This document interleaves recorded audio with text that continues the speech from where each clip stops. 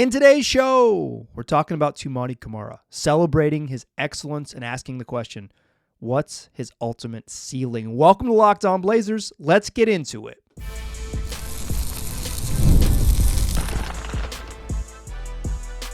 You are Locked On Trailblazers, your daily Portland Trailblazers podcast, part of the Locked On Podcast Network. Your team every day. What up, world? It's your past first point guard and Trailblazers reporter, Mike Richmond. You are listening to another episode of Locked On Blazers, part of the Locked On Podcast Network, available wherever you get podcasts, and also on YouTube. Thanks for making this show your first listen, coming at you each and every weekday, Monday through Friday. So make it a part of your daily routine. Make it your first listen. Tell your friends to do the same. It's Locked On Blazers, your team every day. In today's show, it is the Toumani Camara appreciation episode. An episode spurred by questions from many listeners about Toumani Kamara's ultimate ceiling, his ultimate role, his ultimate awesomeness, but also just my general appreciation of Toumani this season. He's been really stinking good. In fact, in an episode not that long ago, I called him one of the 10 best defenders in the league, and I still believe that. I think probably, at this point, it's fairly likely that Toumani Kamara ends up on one of the all-defense teams this year, in part because of the NBA's weird rules about participation, 65 games, and playing 20 minutes in each of those games, which will make it harder for some roly player types, shout out to my man Chris Dunn, to get a deserved spot. I think the rule is pretty stupid, but also because Toumani Kamara is really good and getting some appreciation. Shortly after I posted that show where I had an interesting discussion in the locker room about Toumani Kamara and his ability to adapt and all of those, and all of his skills as what makes him so good as a defender and how he's learned to be the player he is in the league. He started getting a lot of national love. Different other national outlets, including Ben Taylor at Thinking Basketball, showed love to Toumani Camara and the best player you've never heard of and all of these things, right? It all of a sudden the love started pouring in. The Toumani train had arrived because the Blazers were rolling. They were one of the best defenses in the league, and Toumani Kamara is the best defender on the team. And when you do that and you kind of spearhead a team's breakout, you get national love. And Toumani deservedly got that national love. So what I want to do in today's show is talk about what Toumani's already good at, because he is indeed already pretty darn good.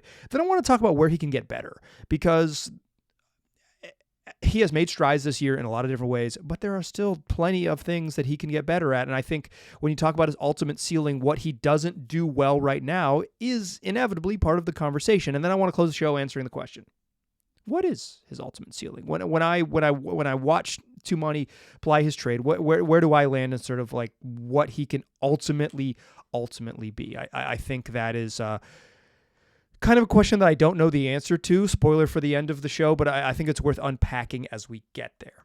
Let's talk about what Toumani already does well. First of all, the basic numbers you need to know: 10.5 points, 6 boards, 2.1 assists, a steal and a half, 0.7 blocks, or if you're a person who likes to combine those two numbers, 2.2 stocks, steals and blocks per game. Shooting 37% from the floor from three, or excuse me, she's shooting 37% from three on 4.1 attempts per game. That's a big jump for him. That's the big jump. We'll talk about his defense in a second, because obviously that's his calling card, but at the end of last season, he flirted with this number, right? He was right around 37%, and he was even higher than that at some points. But he had dialed back the volume a lot. He was taking 2.2 a game to close for the final 40 games of last year. So it's the second half of last season, he shot it well, but he didn't shoot it on enough volume that you were like, yeah, he's a good shooter, and it's going to be this thing where he's a good shooter, and I'm confident. It's if a dude shoots 2 a game, does anyone care, right? If he takes 2 of these a game, he doesn't care. He's doubled his volume, and he's continued to be a pretty darn good shooter, 36.8% according to Basketball Reference. He's basically just a league average shooter on moderate volume. That's a big jump, because he's becoming this sort of ideal, the platonic ideal of what a 3-and-D wing looks like. Someone who can spot up and shoot threes and knock threes down when he's open, and you're confident that he could do it at increasing volume as he gets more comfortable in the league, and he's an elite defender.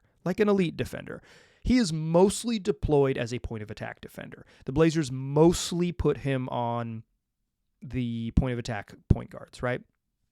Not always. The Blazers played the Nuggets twice, and night one, Toumani got the Jamal Murray assignment. Night two, he got the Nikola Jokic assignment.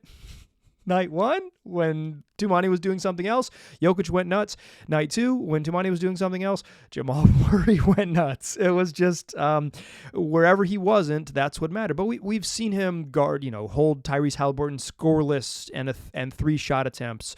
In their win over Milwaukee in January, he held Damian Lillard to 16 points, including a huge turnover in crunch time where Dame just couldn't get past Toumani and then kind of threw a ball out of bounds as he's trying to get free. We've seen him, he's swallowed up guards whole. Like he's an awesome point of attack defender.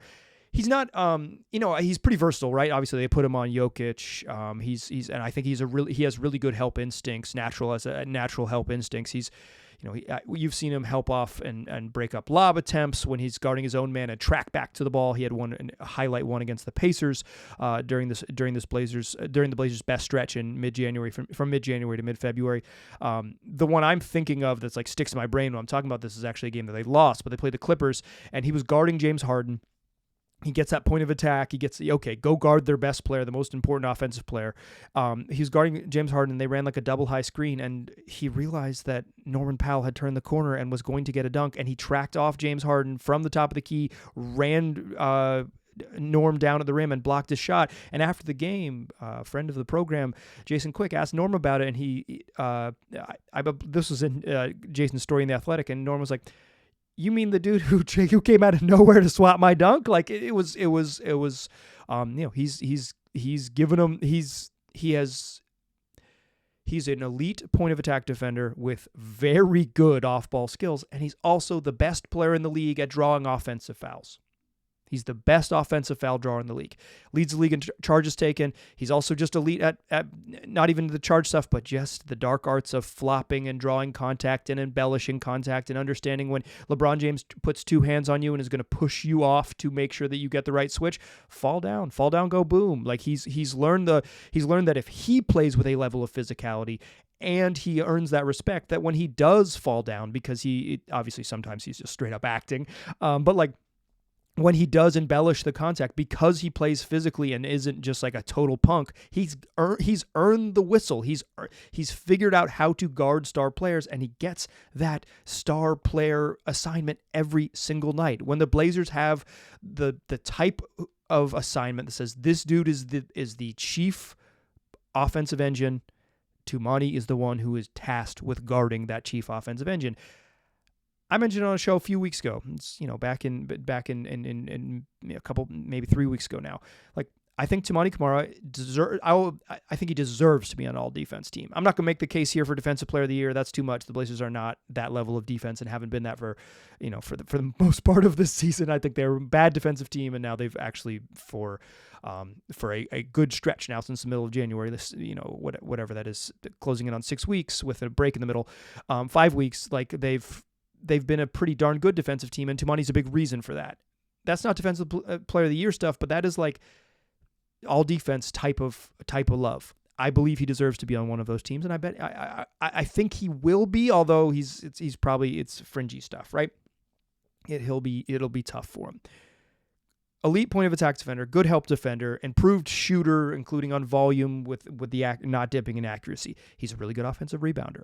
Sometimes he can crash a little bit much from the corners and not get back on transition defense, but I think he has found a balance this year, much more than in year one, of when to crash and when to get back. There was times in year one was like, Toumani is just going to the rim regardless, and the Blazers' transition defense would be a mess. And I think even earlier this season, the Blazers' transition defense would be a mess because of over-crashing. But Toumani is a really good offensive rebounder. He has a very good knack for it. You don't want to completely take it out of his game, but I think he's learned that balance of when to go, when to crash, particularly from the corners, because you want to sprint back from the corners. If you're not going to the rim, you want to sprint back from the corners in the modern NBA. And like, he's struck this place where he can go get offensive rebounds to either, get putbacks or keep possessions alive and not get beats. He's probably dialed back some of his full court pressure stuff too, so he does actually get back and pick up maybe at 3/4 court or at half court. But like he's an in-your-shirt type of physical defender who will then fall down and draw an offensive foul on you if you get too physical. He has the defensive instincts to break off his man and be a help side defender. He has defensive instincts to break off his man and go draw a charge when you drive too recklessly to the rim. And he's an improved volume shooter. I also think he's improved as a playmaker and a little bit this season. I think certainly we've seen his best passing this year. I wouldn't say that's a strength of his game, but certainly he's made strides there. And I think he's made strides as a driver, although I don't think that's much of a big part of his game either. Toumani is good. Right now, Toumani Kamara is a good player who would play on any team. There was a show I did last year in the second round of the playoffs when a listener asked, hey, which player on the Blazers roster would play on now that we're down to 4 teams in each side? Like who's the player most likely to get burned during this stretch, and like for these teams? And my answer was at the time Toumani Camara. But at the time I was thinking every team could use a little bit of Toumani. Maybe not every team could use a lot. Now my opinion has changed on that. It's grown as he's improved. Every team could probably use a substantial amount of Toumani Kamara. It is, very few teams would need just a little dab. A little dab would do you, but they need a whole bunch more than that. That's the level of player I think he is. I think he is a good player that would help every single team win, even at the highest levels, because of the defense, because of the improved shooting, and because of just the type of fill-in-the-gaps player that he is. I really enjoy him. I straight up really do. The question is, where can he get better, right? Because all of this for a guy who's averaging 10 and 5, 10 and 6, okay? 10 and a half and 6 even. But all of this for that type of player, it's like, yeah, I hear you. He has places that he can improve. He's easy to appreciate, but he is imperfect. Let's talk about those places where Toumani Kamara can get better. Join me in that second segment. We'll talk about areas of improvement for our boy too. Join me there. First, though, I want to tell you about Robinhood. With Robinhood Gold, you can now enjoy the VIP treatment, receiving a 3% IRA match on retirement contributions. The privileges of the very privileged are no longer exclusive. With Robinhood Gold, your annual IRA contributions are boosted 3%. Plus, you also get 4% APY on your cash and non-retirement accounts. That's over 8 times the national savings average. The perks of the high net worth are now available for any net worth. The new gold standard is here with Robinhood Gold. To receive your 3% boost on annual IRA contributions, sign up at robinhood.com/gold. Investing involves risk. Rate subject to change. 3% match requires Robinhood Gold at $5 a month for 1 year from first match. Must keep funds in IRA for 5 years. Go to robinhood.com/boost. Over 8 times the national average savings account interest rate claim is based on data from the FDIC as of November 18th, 2024. Robinhood Financial LLC member SIPC. Robinhood Gold membership is offered by Robinhood Gold LLC. All right. Toumani Camara, good basketball player, but someone who still has gaps in his game. Where can Toumani get better? I think on defense, he's pretty damn good at it. I think he's one of the best defenders in the league. So we're going to focus on the offensive side of the ball here in this section. I think the obvious stuff is ball handling and playmaking. His handle isn't super tight. For a relatively low usage guy, he still turns the ball over a lot. That is something he could certainly improve on.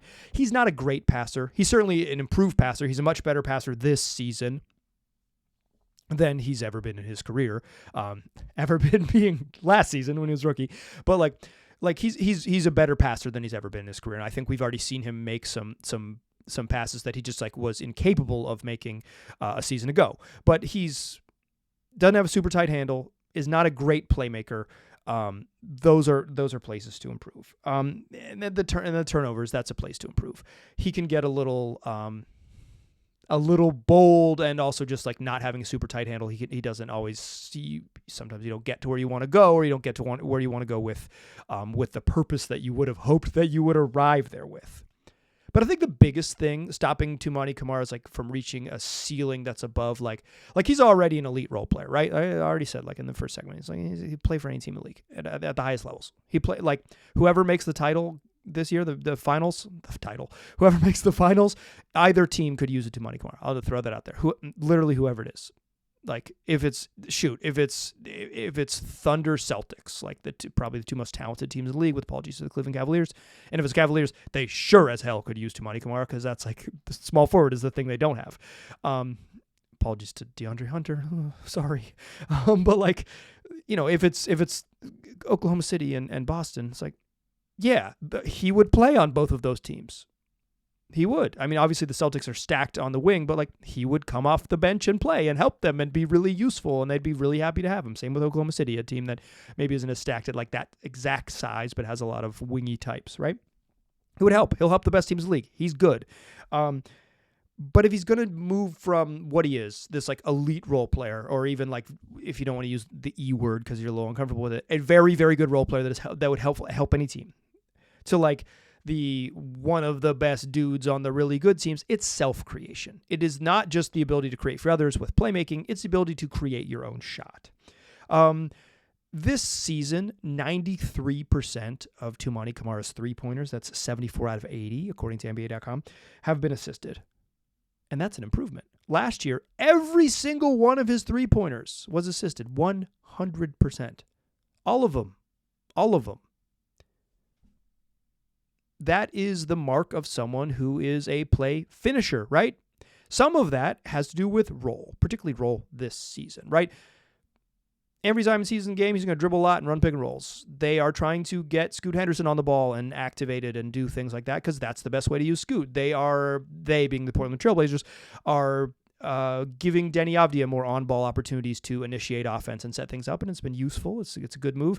Even Shaedon Sharpe, when he gets in the game, gets more on-ball, like run a pick-and-roll type of reps than Toumani Camara. Toumani, not a great passer, not a great ball handler, but like also like even if they were trying to expand his range, the pecking order or expand his like sort of skill set, the pecking order suggests that he just like there aren't that many opportunities to do that. He's an off-ball guy, and he's 77%, according to Clean the Glass, 77% of his field goals this year have been assisted. That is even up from his rookie season. Obviously, we haven't played the end of the year when like maybe roles expand for someone like Toumani, but like maybe not this year. He might just play the way he plays. But like 77%, you say like, okay, what's that number? Let me contextualize that for you. What I looked at to give this some context was like the ultimate ceiling guys I view for like ultimate, not being like what I believe his ultimate ceiling is, but like what if you dreamed and Toumani Kamara became Kawhi Leonard? What if you dreamed and you closed your eyes and Toumani Kamara became Jimmy Butler? These are guys who are like role-playery, off-ball, defense-first wings who kind of grew into being these, give me the ball and I'm going to go get a bucket in the NBA Finals type of alpha dudes, like tier 1 stars, right? And Toumani, I don't know if that he profiles those gentlemen, but those are like, if you're talking about like close your eyes and dream type of comps, Kawhi and Jimmy are the first names that come up for like this defensive role player that grows into something more, right? So Toumani is at 77% this season in his second year in the league. Kawhi Leonard in his first 3 seasons, 63%, 65%, and 59% of his field goals were assisted. And then after year 3, he never was higher than 55%. Obviously you're going to get some. Scoring off assists is good, right? Like those are easy shots, but it speaks to the level of self-creation that a young Kawhi had even back then, right? He was scoring a little bit on his own because you're scoring on assisted buckets. The difference in a 77% of your field goals being assisted versus 63 is a fairly significant number, right? Kawhi at 63, 65, 59, and then for the remainder of his career, again, like I said, below 55. Jimmy, a little higher, 71, 70, 69, 63 over his first 3 years in terms of percentage of his field goals that were assisted. Since then, he's never been higher. Year 5 and beyond for Jimmy, never been higher than 54 until his first 6 games with Golden State, and we'll see what he is. He's just a totally different player. He's older now, and he's not the offensive engine that he once was. But at like peak Jimmy, he was below 55%, below 54%, right? And even at the heights of young Jimmy, he was still scoring more unassisted baskets than Toumani. Of course, the league was different then. The spot-up shooting was different then. Like, I think there's probably a better way to normalize this, but I'm just kind of, if you're thinking like, oh, well, he could be that. Toumani is in terms of just individual creation, he is behind even those guys who you don't think of even in the early parts of their career, the infant stages of their career. You don't think of them as like, oh, well, they were creating their own offense. Like Jimmy was creating his own offense. Yeah, that's not really what he was. But even then, he was a lower number of assisted buckets than 2 is this year. Same with Kawhi, significantly lower. Toumani is more in the range of a Mikal Bridges, young Mikal Bridges on those teams with Devin Booker and then eventually Chris Paul. 83, 85, 82. He was a play finisher. And that is maybe more of what Toumani profiles as. Although he's different than Mikal Bridges, who was like a mid-range maestro and took a lot of, and took... take some of those jump shots, and he was really hyper efficient, and Toumani's not quite there. They're just different types of players, to be sure. And then when Mikal Bridges ended up in Brooklyn, he was doing a bunch of self-creation stuff, and his like efficiency dipped a whole bunch because it was like, hey, you have a massively high superstar level usage rate. But I would say Toumani's more in that bucket. So where could he improve? That's the playmaking for himself, cutting down on turnovers, and playmaking for others, a little bit better playmaking, a little bit stronger handle, cutting down on his turnovers, and some self-creation stuff. The difference between what he is right now and what his ultimate ceiling is the ability to go get his own buckets. For instance, another number, this is from NBA.com, 76.7% of Toumani's shots come on one dribble or fewer. One dribble or fewer. His shot chart, to be to reference a stat pulled up by Fred Katz of The Athletic. Toumani has only taken one non-paint 2 all year long, and it came against Minnesota right before the All-Star break. His shot chart is the stuff of legend. He only takes 2-pointers in the paint and 3s. Like, he is a true nerd's dream. But that also speaks to the play finisher he is. He's a good cutter. He's a spot-up shooter, and he's not a guy who says, give me the ball. Like, if 77% of his shots come on 0 or 1 dribbles, he's not dribbling into mid-range shots. You know, the league is obviously going away from that, but star players still take mid-rangers because sometimes you got to dribble in to go get a bucket for yourself, and Toumani's was a late clock up against the shot clock, long non-paint 2 against Minnesota. His only non-paint 2 attempt of the entire season, which is like a fun stat. Shout out to Fred Katz of The Athletic, but it's moreover speaks to like he's not doing a lot off the bounce to get his own offense. That's a place where he could improve. So what's his ceiling? We're year 2 of Toumani Camara. What is the ceiling? If we push this thing forward, what heights can 2 get to? Let's talk about that to close the show. Join me there, won't ya? First, though, I want to tell you about DoorDash. If you're an NBA fan, listen up, because they swoosh, you save. Thanks to Dash Pass, every time a player drops 50 or more points in a game, you score a huge deal the next day. It's simple. An NBA player scores 50 points, and then you, a Dash Pass member, will get 50% off an order up to $10 the next day. So if you're watching a game, maybe when you turn that thing off, you got a late night craving, well, staying up late, watching the highlights, need a midnight stack, use Dash Pass to grab something delicious while you're saving big. Or maybe the next day you're at work and need something quick and easy for lunch. With Dash Pass, you can get your favorite meals with 0 delivery fees and reduced service fees. Plus, now you can save even more with this exclusive NBA offer.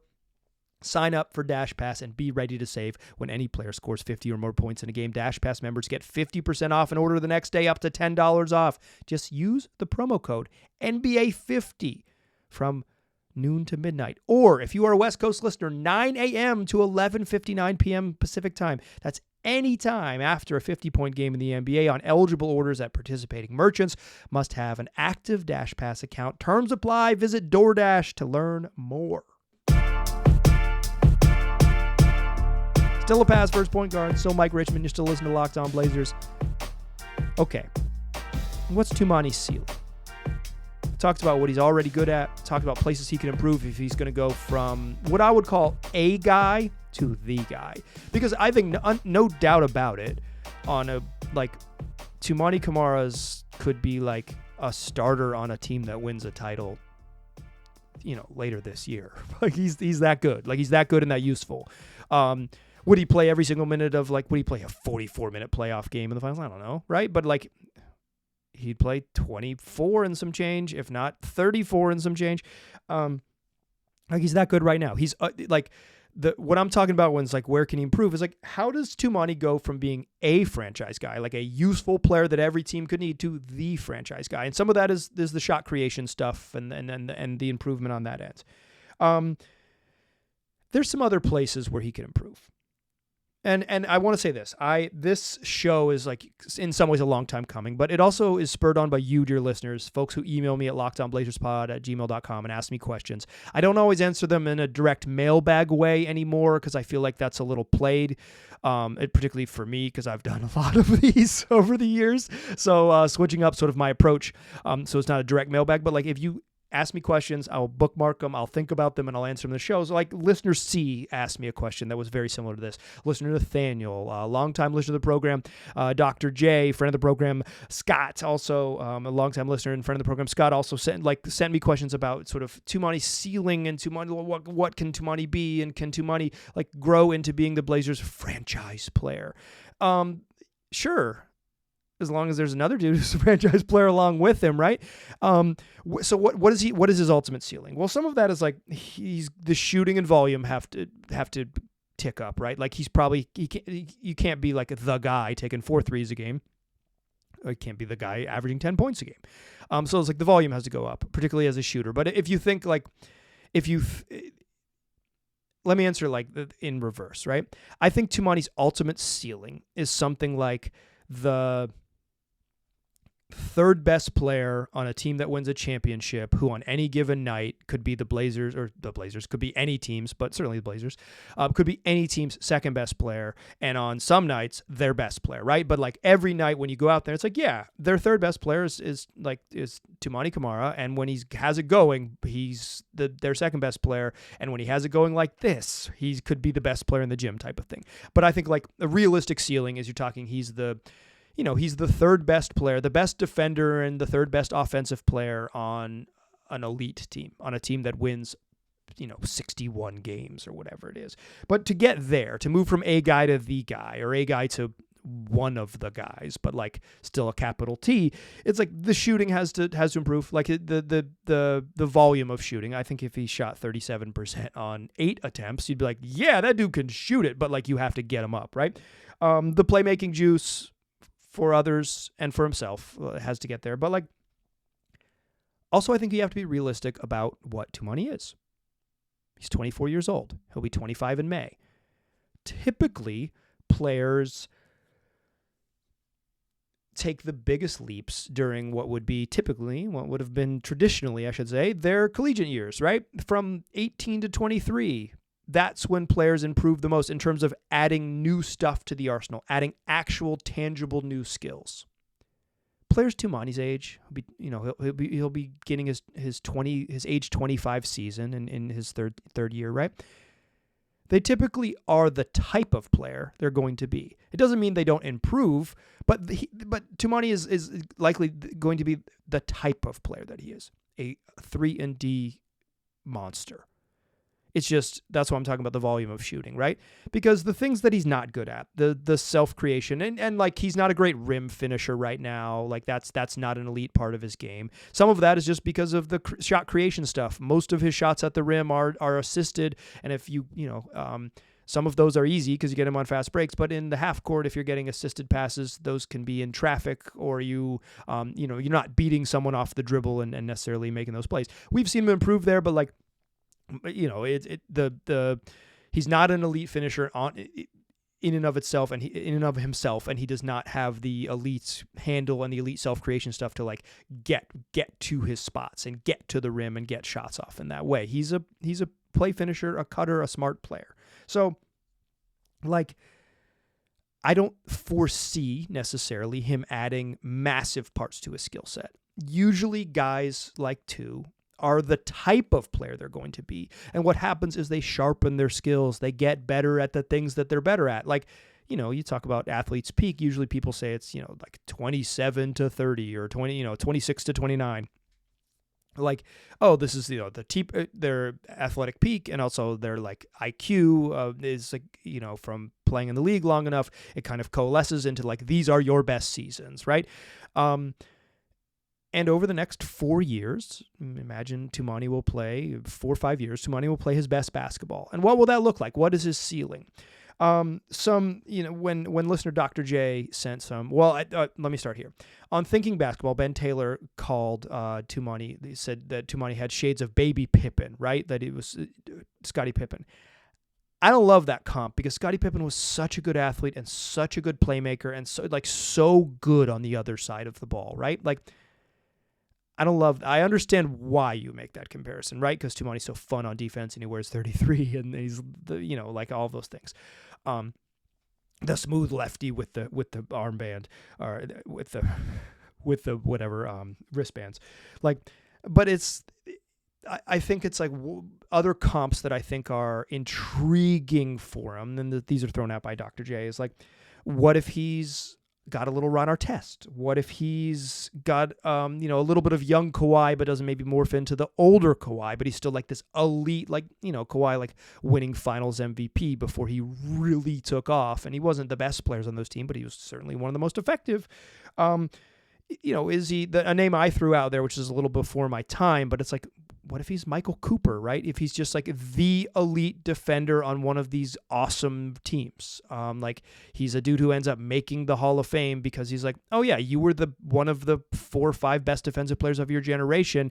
And then you happen to play with, Worthy, Magic, and Kareem. So like, oh, you're the other guy. We know you're the other guy. And like, what if it's something like that for Toumani? I think his ceiling, as I mentioned at the top of this, is like something like that. The third best player who can morph into the best player on any given night, but is most times when he walks in the gym considered the best player. But think about it like this. Even if Toumani doesn't get that much better, he's already really freaking good right now. Like I mentioned this, I don't imagine him adding a bunch of new skills. If he sharpens the things he's already good at now, you're talking about like his ceiling is a multi-time all-defense player who gets some Defensive Player of the Year votes, if not the outright award, throughout his career. He's someone who is earning Defensive Player of the Year recognition. Think of him like the player that people think OG Anunoby is when he's healthy, or the player that people believed a couple years ago that Herb Jones was going to turn into. Toumani is that now. Like, he's that now. He might not be as big and strong and burly as OG, but like pretty freaking good.